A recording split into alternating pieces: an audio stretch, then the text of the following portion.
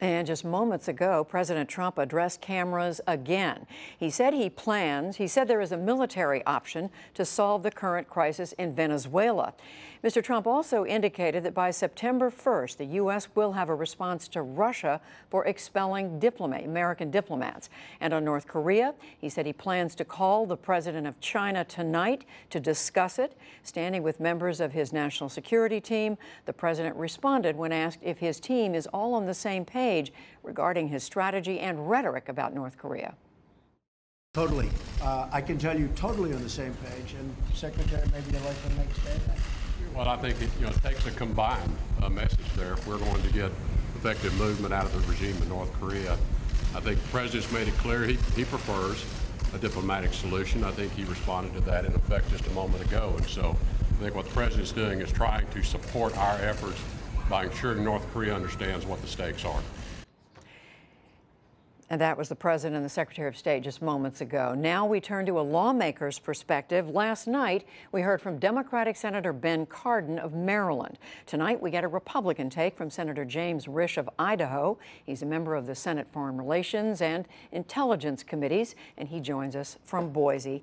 Senator, welcome back to the program. You just heard the President, and I believe you also heard our guest just before that, who both said that the president's heated rhetoric over North Korea is making this situation more unpredictable and potentially more dangerous. How do you feel about that? Do you agree with that?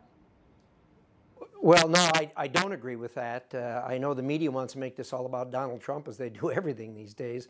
But the fact of the matter is, this is all about North Korea.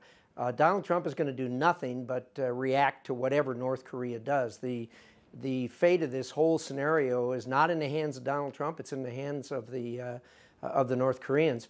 As far as his statements in that regard, I know a lot of people don't like the way he talks, don't like his adjectives, don't like his attitude or anything else. But the only thing more dangerous than what this situation is for him to say nothing about what's on his mind. He's very good at conveying exactly what's on his mind. And in this situation, dealing with North Korea, it is extremely important that those people understand how strongly he feels about this, what is on his mind, and his commitment to defending America. I've spoken with the president about this. No one should underestimate his commitment to defending this country. So you don't think the president's rhetoric increases the chances of a misunderstanding, a miscalculation? I don't think it. I think it does just the opposite.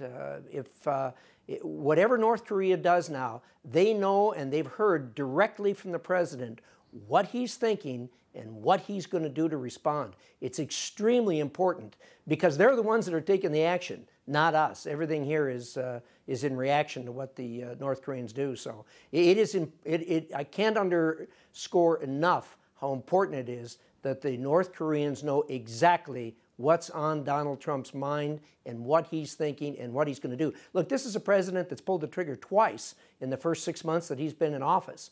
He's not a ditherer. We've had ditherers before, if that's a word. He is not. He is action-oriented, and he's committed to respond.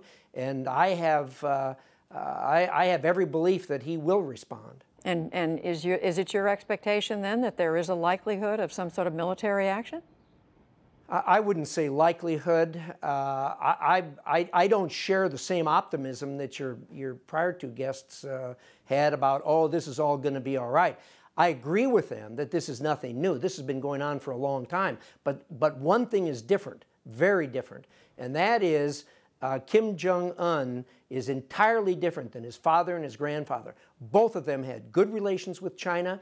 They got along. They liked each other. China had good control over them. They have no control over this gentleman. And you heard today China, in a remarkable reversal, said that they would do nothing to respond or to protect North Korea if indeed North Korea took kinetic action first. That is absolutely stunning to hear them say that when for decades they've taken a different position. Although, not surprising, after last Saturday when they voted with us for the first time and the Russians voted with us for the first time, condemning what North Korea is doing. That was probably one of the most underreported stories I've seen this year. Just very quickly, Senator, are you saying that you see there's if there were a conflict, a military conflict between the U.S. and North Korea, that could take place without a huge loss of life on the part of American allies, if not Americans themselves? No, I'm very concerned about that, is everyone. Look, we've got 30,000 troops in South Korea. There's 22 million, 23 million people living in Seoul, which is reachable by artillery fire from the DMZ. There would be loss. There's no question on our part. On the other hand, if that happened, North Korea would cease to exist within moments after the conflict started. Very quick final question. The president has been very critical of the Senate Majority Leader this week for failing to pass health care reform. Do you think the president is right to criticize and to hold and to blame Senator McConnell? Well, look, both of those, I know both of the gentlemen very well. I've been a leader. I led our state Senate for 20 years. Leadership is a very, very difficult task. When you succeed, everything's wonderful. When you're struggling a bit, things aren't quite as good. So Mitch is, in my judgment, doing the best he can under very, very difficult circumstances, and I think his position is very safe where he is.